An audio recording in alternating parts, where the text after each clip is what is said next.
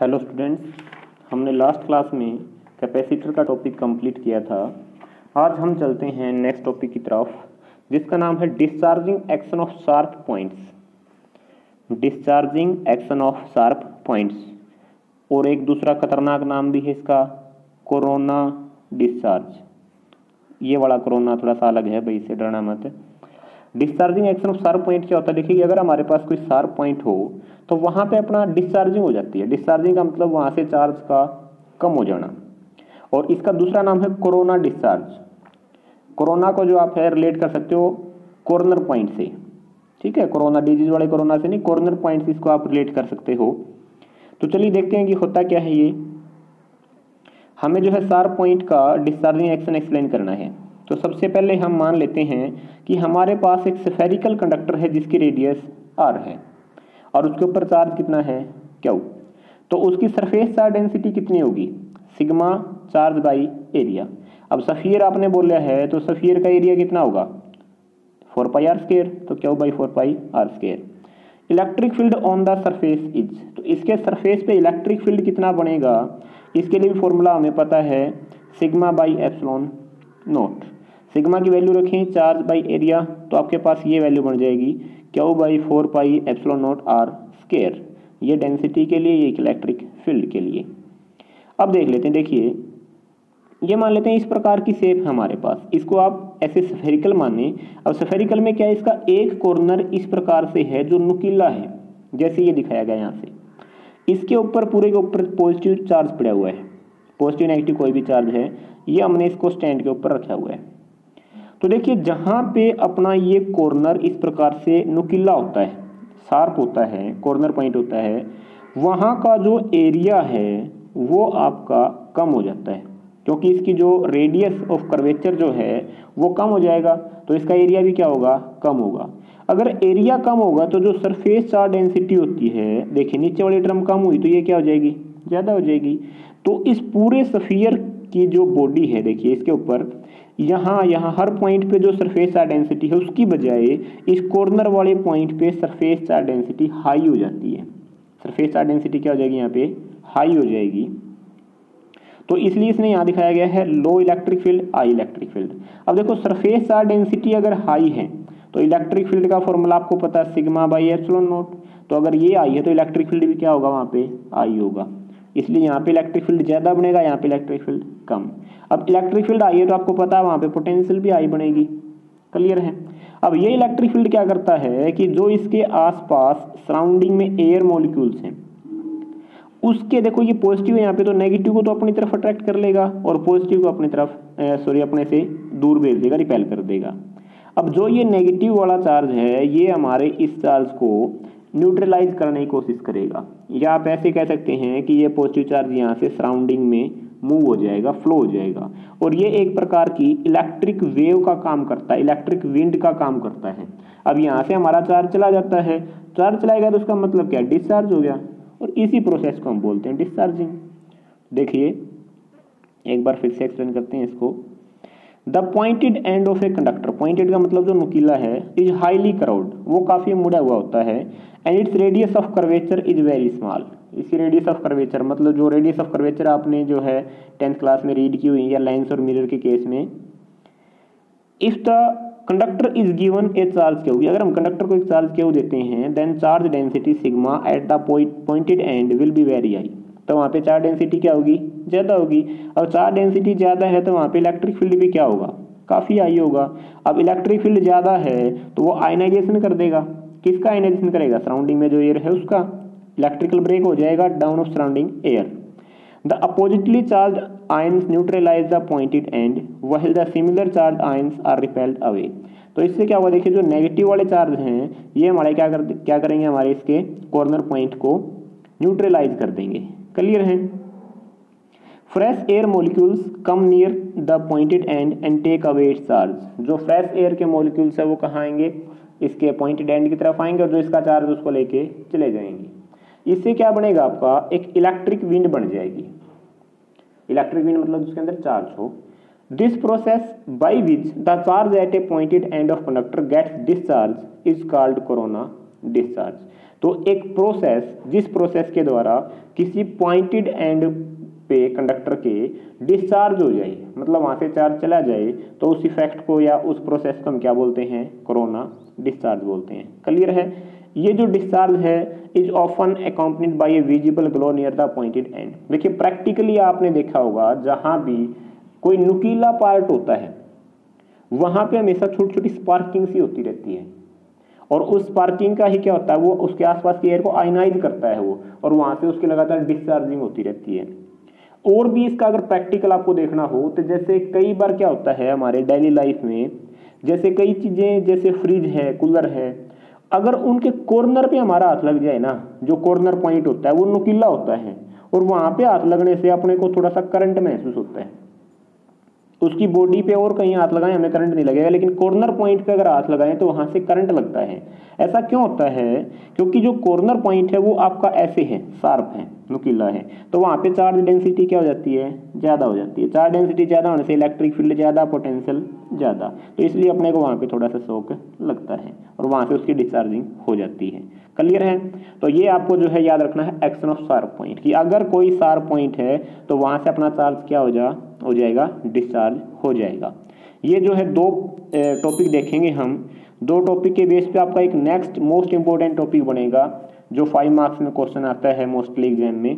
तो एक तो आपका रहेगा एक्शन ऑफ शार्प पॉइंट, दूसरा आपका जो टॉपिक है वो है collecting action of a hollow conductor, कि अगर आपके पास एक होलो कंडक्टर हो तो वो चार्ज को कलेक्ट करता रहता है, इकट्ठा करता रहता है। किस प्रकार से करता है?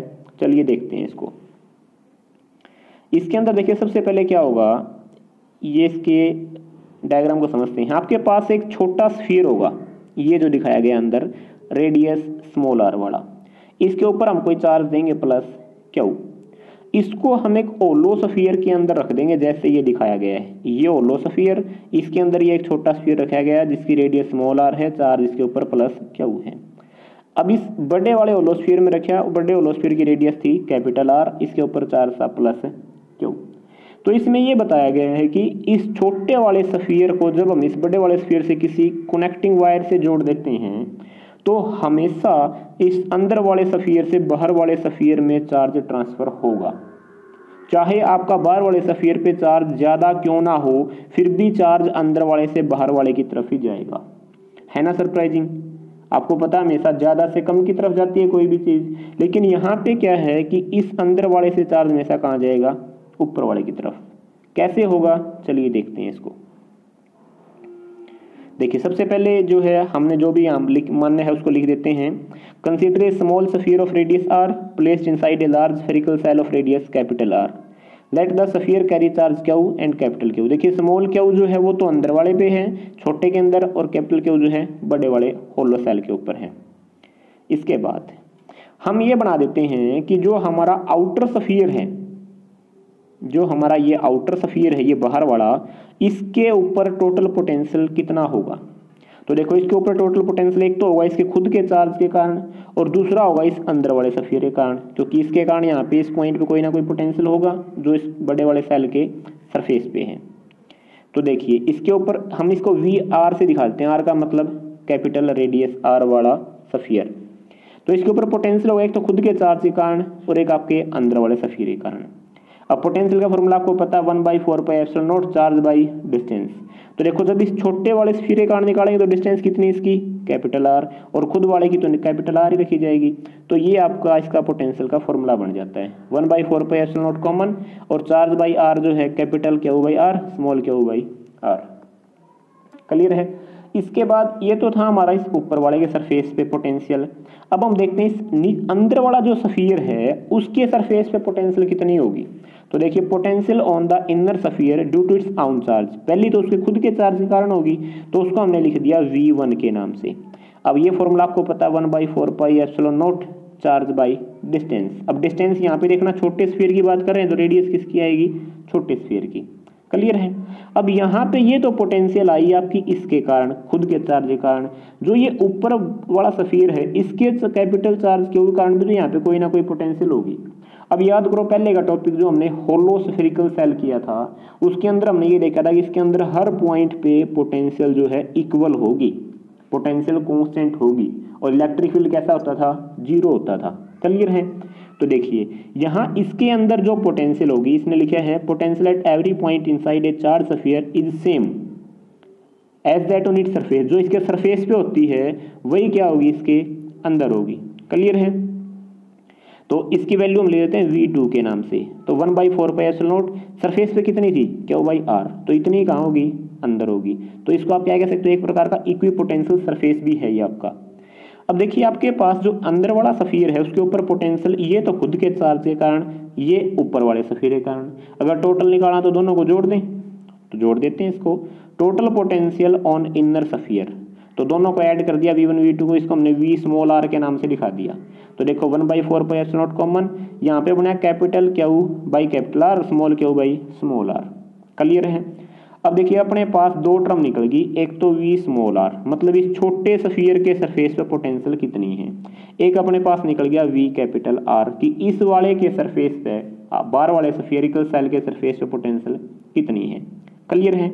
अब यहाँ से क्या करते हैं, हम ये देखते हैं कि पोटेंशियल इस अंदर वाले सफीयर के सरफेस पे ज़्यादा है या बाहर वाले सफीयर के सरफेस पे ज़्यादा पोटेंशियल है। तो इसको कैलकुलेट करने के लिए क्या करते हैं, एक में से दूसरे को माइनस कर देंगे। अगर क्वांटिटी पॉजिटिव आई तो पहले वाले पे ज़्यादा पोटेंशियल है, नेगेटिव आई तो दूसरे वाले पे ज़्यादा है। तो देखिए यहाँ से हम क्या कर देते हैं, पोटेंशियल डिफरेंस निकालते हैं। Hence potential difference V small r minus V capital R, मतलब जो अंदर वाले सफेरिकल सेल के सरफेस पे पोटेंशियल है उसमें से माइनस कर दिया हमने बाहर वाले सफेरिकल सेल की पोटेंशियल। इसको हमने माइनस करा, देखो ये टर्म आपके पास कांस्टेंट Q/4πε0 और यहाँ बचा 1 स्मॉल r माइनस में 1 कैपिटल R। क्लियर है।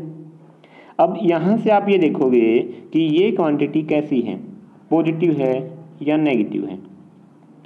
So if Q is positive, अगर Q पॉजिटिव हो, the potential of inner sphere will always be higher than that of outer sphere. कि अगर अपने पास Q की वैल्यू पॉजिटिव है तो हमेशा अपना जो VR है स्मॉल r, अंदर के सफीर के ऊपर जो पोटेंशियल है वो ज़्यादा रहेगी बाहर वाले से। देखो क्यों, क्योंकि यहाँ पे 1/r देखोगे, कैपिटल R तो आपको पता बड़ा है, तो ये टर्म तो छोटी हुई आपकी इससे, तो ये तो पॉजिटिव आया। बात किसकी बची, Q की। अब Q पॉजिटिव है या नेगेटिव, इस पे बात रहती है। अगर Q आपका पॉजिटिव हो तो हमेशा अंदर वाले सफीयर के ऊपर आपकी पोटेंशियल क्या रहेगी, ज़्यादा। अब देखो यहाँ से एक सफीयर, यहाँ पे पोटेंशियल ज़्यादा, फॉर एग्जाम्पल 10 वोल्ट, ये इसके ऊपर आउटर स्फीयर, एग्जाम्पल के लिए मान लेते हैं इसके ऊपर पोटेंशियल 8 वोल्ट। तो पोटेंशियल ज़्यादा है, यहाँ पोटेंशियल कम है, इनको हम एक कनेक्टिंग वायर से जोड़ दें तो आपको पता है हमेशा चार्ज कहाँ से कहाँ फ्लो करता है, हाई पोटेंशियल से लो पोटेंशियल। अब इसके ऊपर चार्ज कितना था, इसके ऊपर चार्ज कितना था, उससे हमें कोई मतलब नहीं है, हमें तो पोटेंशियल से मतलब होता है, क्योंकि पोटेंशियल ही तो उसकी एनर्जी बताती है। अब इसका मतलब क्या, यहाँ पे जो पोटेंशियल है यहाँ पे एनर्जी ज़्यादा है, तो ज़्यादा एनर्जी से चार्ज कहाँ जाएगा, लो एनर्जी की तरफ, बेशक यहाँ पे चार्ज की वैल्यू ज़्यादा हो। क्लियर है। तो ये हमने प्रूफ कर दिया कि किस प्रकार से यहाँ से आपका चार्ज इसकी तरफ फ्लो होगा। तो इस प्रकार से आपका जो एक होलो कंडक्टर है वो आपका चार्ज को क्या करता रहता है, कलेक्ट करता रहता है। ठीक है। और ये हमारा जो है, चाहे कोई भी शेप हो कंडक्टर की, सफीयर नहीं, कोई भी शेप हो, हर शेप के लिए आपका ये एप्लीकेबल होता है। ये आपके दो एक्शन थे, एक तो था एक्शन ऑफ शार्प पॉइंट और एक था एक्शन ऑफ होलो कंडक्टर। ये दोनों इंपॉर्टेंट है, इन दोनों का यूज करके हम नेक्स्ट टॉपिक करेंगे वेन डे ग्राफ जनरेटर, जो मोस्ट इंपॉर्टेंट टॉपिक है और हमारी इस यूनिट का लास्ट टॉपिक है जो हम करेंगे नेक्स्ट क्लास में। Thank you, have a nice.